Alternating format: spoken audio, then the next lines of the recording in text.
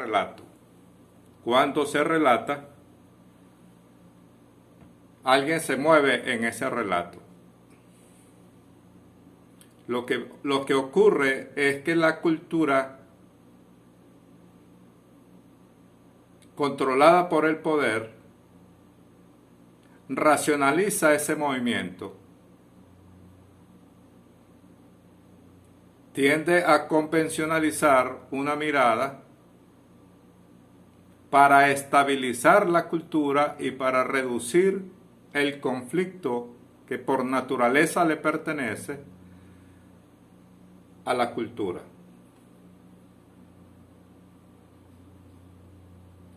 Debemos insistir entonces en reconocer la dinámica del texto.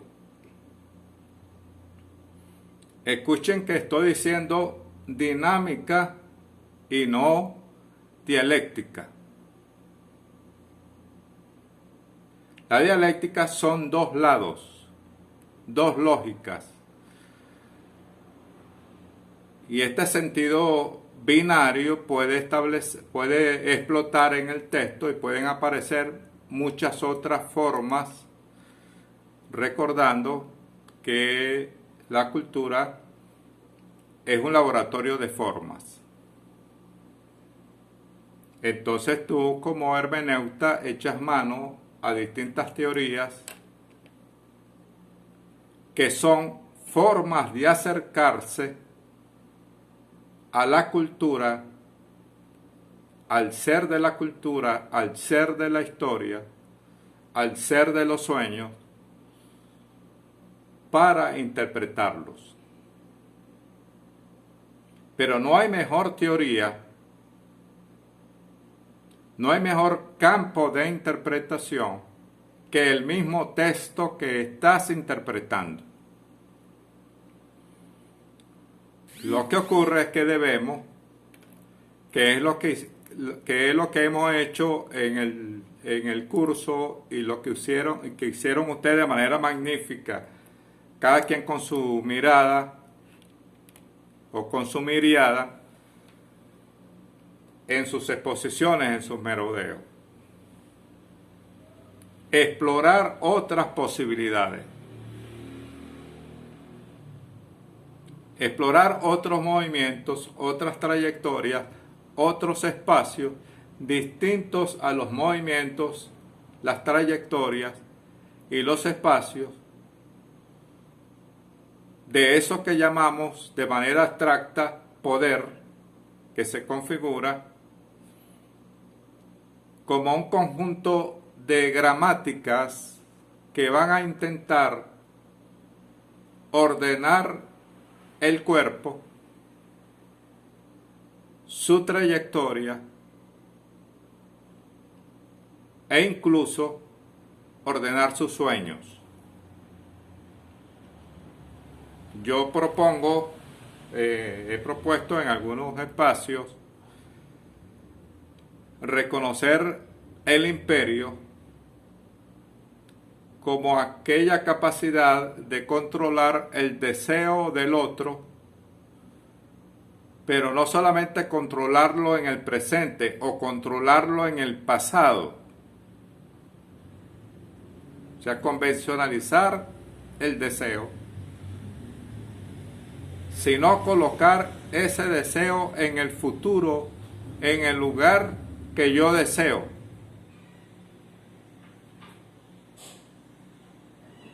Bajo una ejecutoria cultural que permite en un conjunto de relaciones o en un sistema de relaciones, mejor dicho, permite controlar el movimiento de ese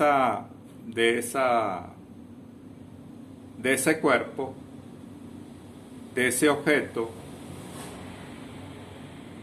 de esa etnia, de esa ciudad o de ese mundo que se mueve en la cultura. Por eso también insistimos en el fenómeno isomórfico, que quiere decir el texto funciona como la cultura. El cuerpo humano funciona como el cuerpo planetario. Y en estos merodeos he intentado establecer una asociación entre el cuerpo del ser humano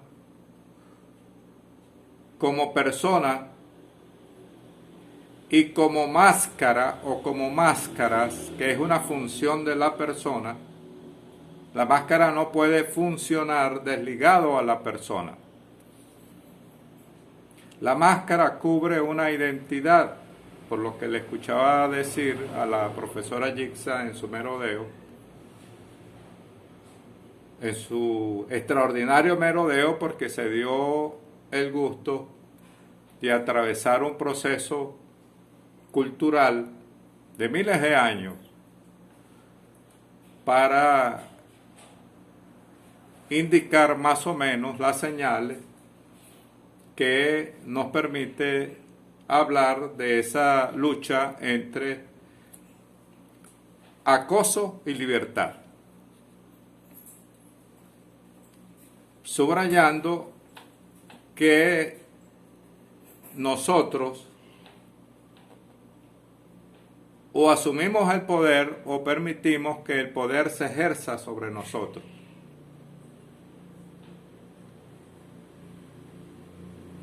Y hemos hecho acompañar, y nos hemos hecho acompañar para un poco graficar, es decir, darle corporalidad social a este movimiento cuando hablamos de los espacios del común o los movimientos del común, donde somos esencialmente funcionales.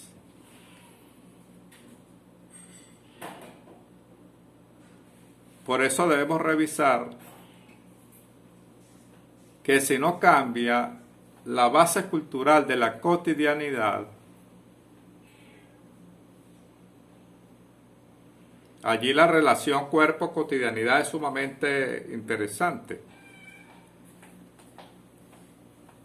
Si no cambian estas bases del sistema de relaciones de lo común, es decir, de la funcionalidad de los oficios, de las creencias, de las normas, de las leyes y de las gramáticas de lo común, si esto no se altera, es imposible que se alteren los grandes altares de la cultura que están colocados en el movimiento del conjunto. Porque recuerde que hemos dicho al lado de Briceño Guerrero que existen culturas culturantes, culturas que en nombre de la cultura se imponen sobre otras, y existen culturas culturadas, culturas sencillamente que se dejan poseer por otras culturas, y en un largo proceso de control del cuerpo y del deseo.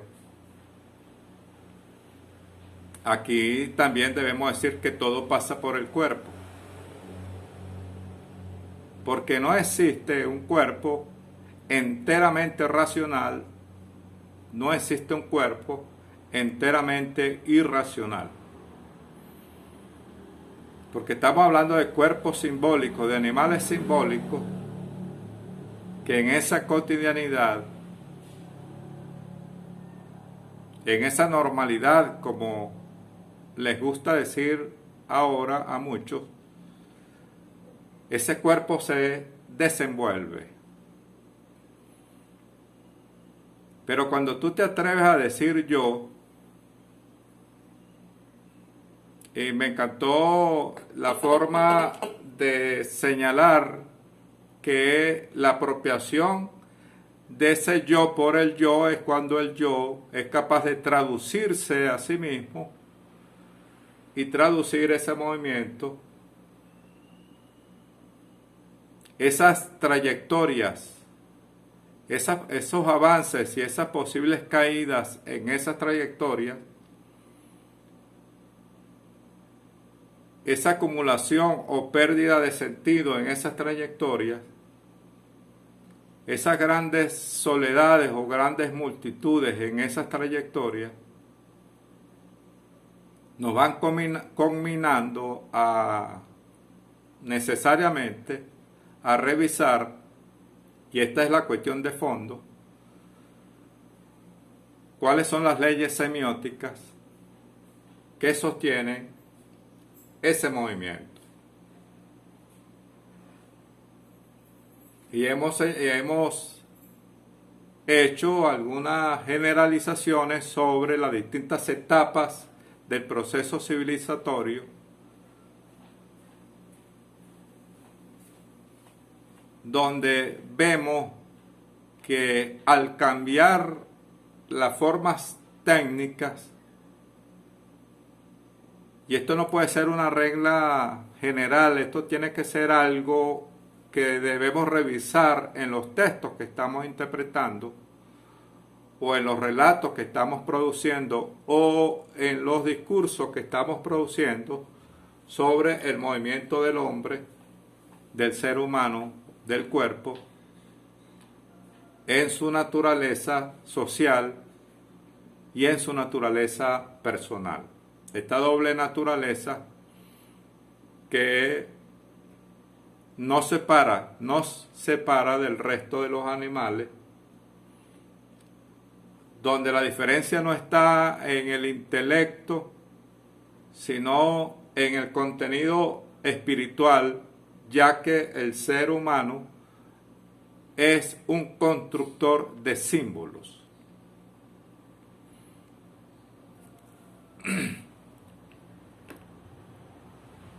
Creo que aquí radica el problema, el asunto de fondo, para señalar que la experiencia humana narrada, bien sea en sus dos grandes formas y en sus grandes combinaciones entre la historia y la ficción, la experiencia narrada es una experiencia simbólica.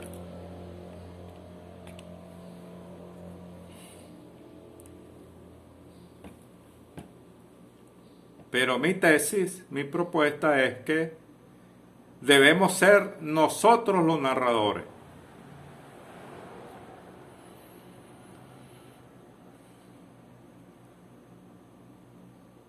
Bajo el mecanismo de una doble apropiación,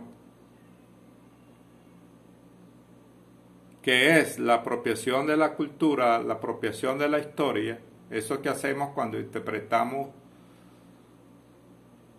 el mundo, que no es nada fácil, que es complicado, que es conflictivo, explosivo, nada quieto, aunque puedan existir algunos ámbitos de la cultura donde la quietud forma parte de la naturaleza de esa cultura. Estaríamos hablando de espacios sagrados donde los útiles son sagrados, donde la sacralidad es la gramática que produce el resto de los movimientos. No la profanidad, no lo mundano.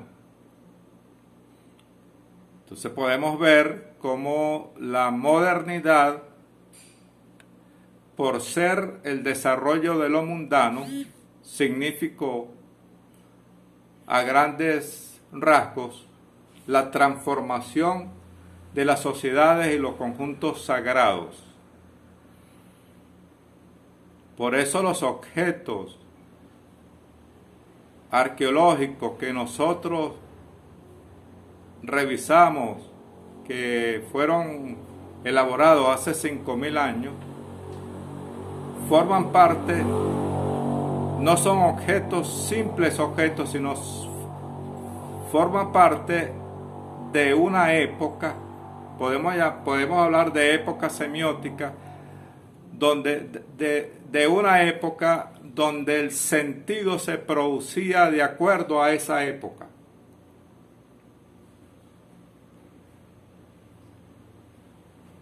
Y de acuerdo a los espacios de esa sociedad,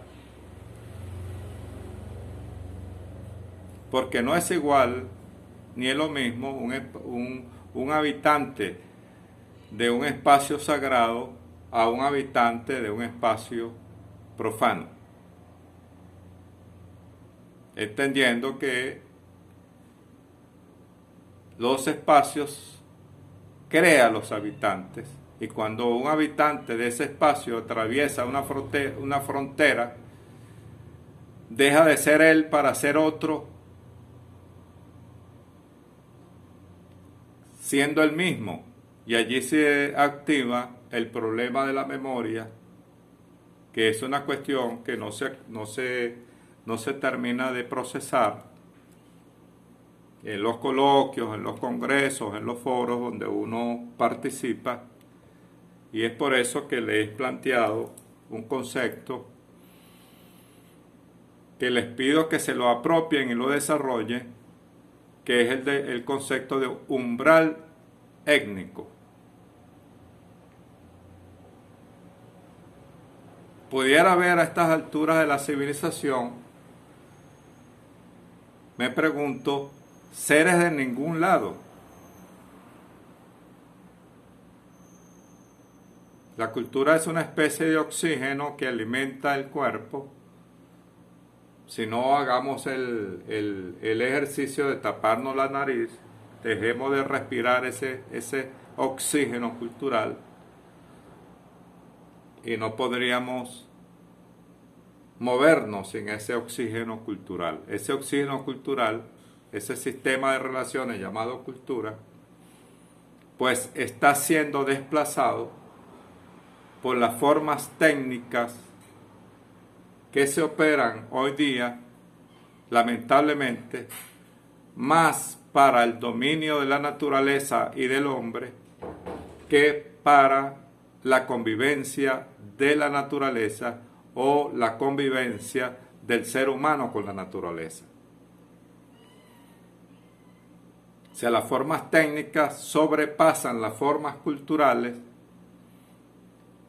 y sirven para establecer mundos controlados, mundos funcionales, cuya cotidianidad está controlada y conjugada por una serie de símbolos que se comportan de una manera determinada,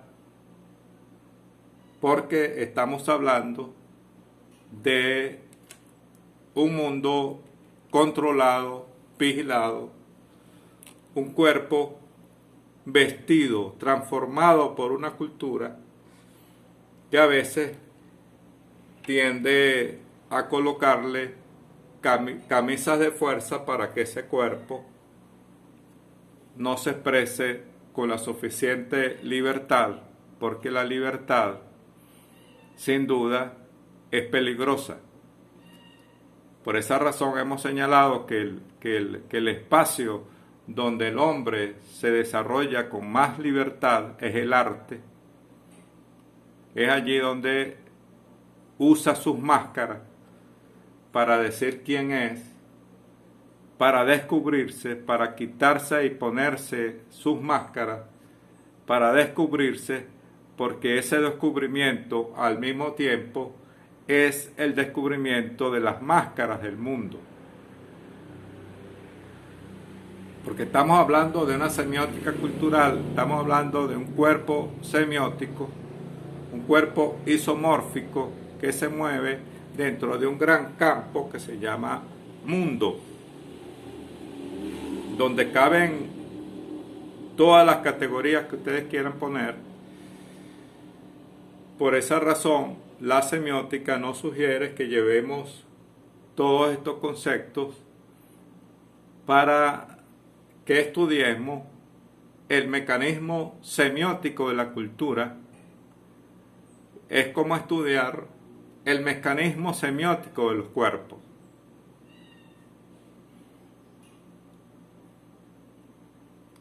Es decir, descubrir cómo se produce el sentido y cómo se mueve el sentido a través de los cuerpos, a través de los textos, a través de los símbolos, a través de los signos, a través de los sentimientos.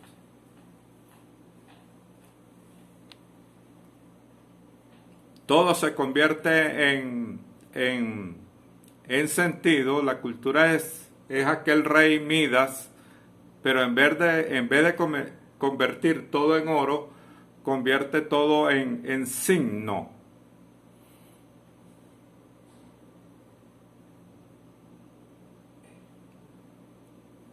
De tal manera que la cultura y los habitantes de esa cultura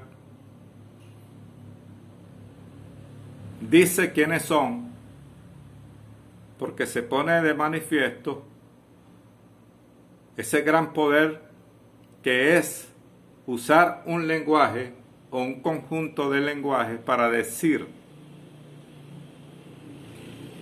Y ese gran conjunto de lenguajes se traduce en otro poder, que es el poder contar, el poder relatar, el poder el poder que tenemos para, a través de las formas expresivas, decir quiénes somos. Por eso que debemos otear, debemos mirar, debemos interpretar las distintas formas textuales, las distintas formas expresivas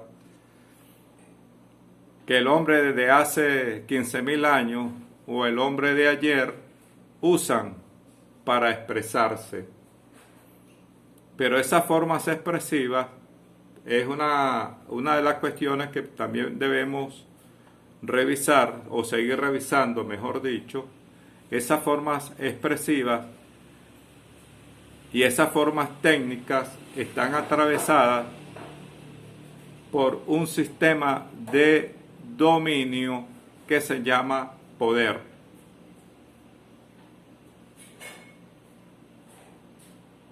Que está en todas partes y que se expresa como la posibilidad de dominar los cuerpos y sus representaciones.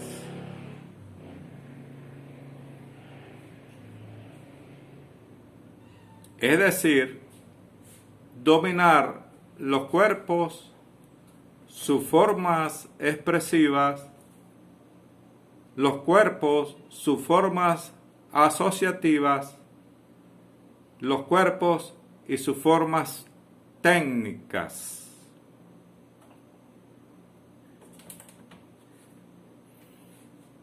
Por eso que el trabajo se convierte en una forma técnica de reproducción de la dominación.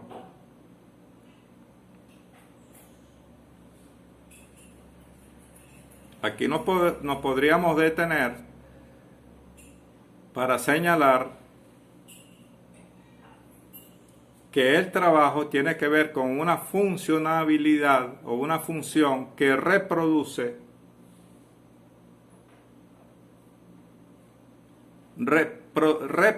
porque produce. ¿Qué produce el trabajo? Produce una ganancia.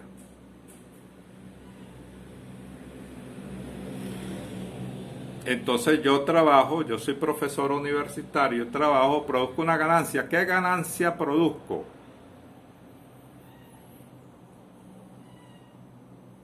Soy buen técnico y enseño el conocimiento, ¿de acuerdo?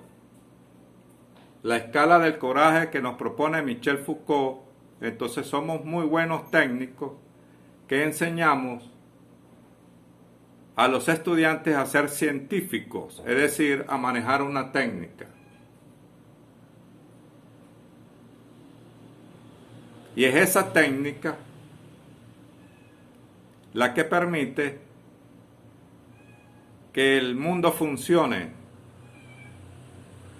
Esa técnica, que era distinta hace 25.000 años, permitía que el mundo funcionara desde esa técnica.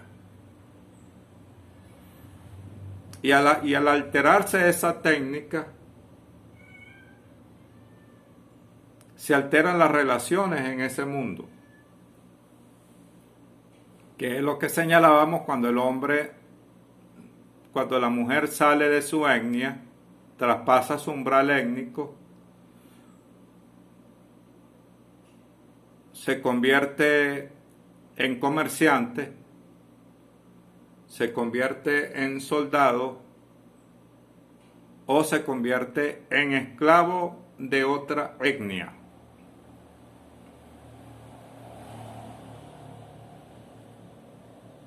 Que es una cuestión muy delicada que se toca de muchas maneras, pero en todo caso deberíamos de comenzar a discutir una filosofía de las migraciones, que no son un fenómeno de ahora, no vamos a creer que son un fenómeno de ahora. O sea, esas mudanzas que por allí el doctor Andrés la asoció con las peregrinaciones, ese movimiento de masa de una a otra latitud, que distorsionan las relaciones de la cotidianidad, porque altera lo que podemos llamar las estadísticas de la cotidianidad.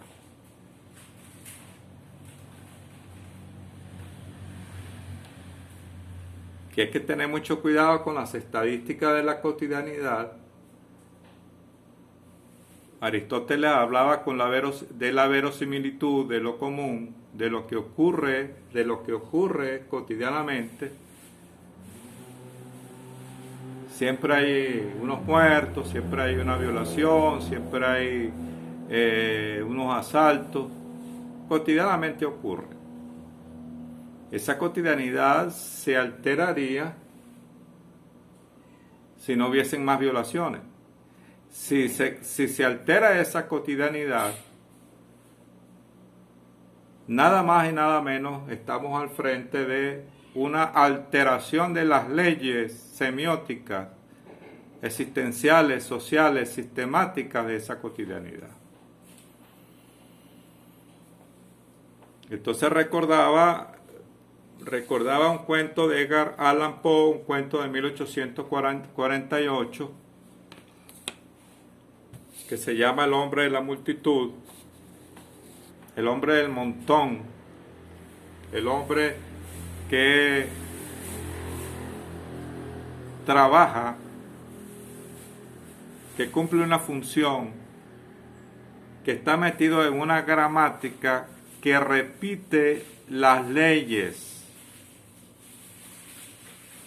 que no se sale del borde, que no altera, que no produce estallidos. Entonces la cotidianidad debe entenderse como un movimiento gradual.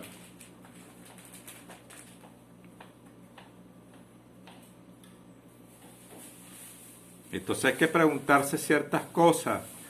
Cuando tú, por ejemplo, analizas dos tiempos, dos sociedades distintas, que a veces, paradójicamente, nos permite comprender que esta sociedad llamada moderna, actual, etcétera, es mucho más atrasada que sociedades antiguas.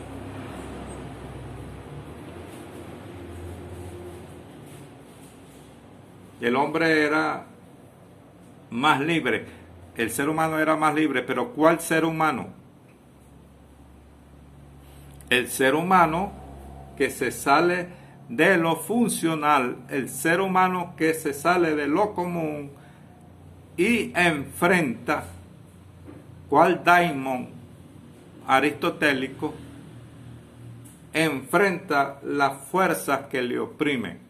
Sin este enfrentamiento, sin este conflicto, no podemos comprender el sistema de relaciones de esa sociedad, es decir, el movimiento, la trayectoria de los seres humanos y el espacio en esa sociedad que está representada en una novela, en un cuento, en una película, en una canción, o en una cerámica, en los muñequitos de la cerámica. Porque son signos que al conservarse en el tiempo, de alguna u otra manera conservan su sentido primitivo, es decir, su contenido simbólico.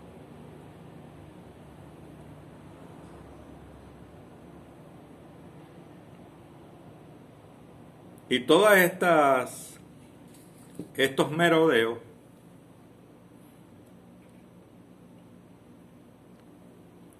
deben ubicar entonces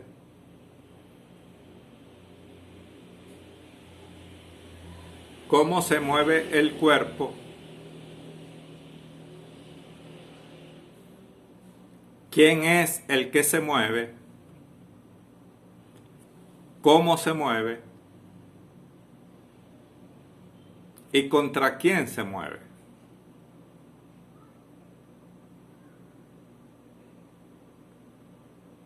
Porque podemos estar frente a una historia, entre comillas, de cuerpos felices que no se enfrentan a nada. Cierro comillas.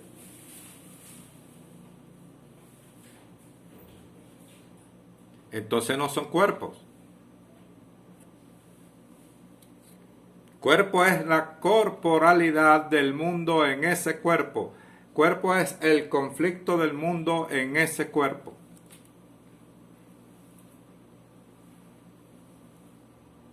¿Qué pretenden los aparatos ideológicos del Estado, del poder, etcétera? Que ese cuerpo se mueva de una manera no peligrosa, que ese cuerpo no comporte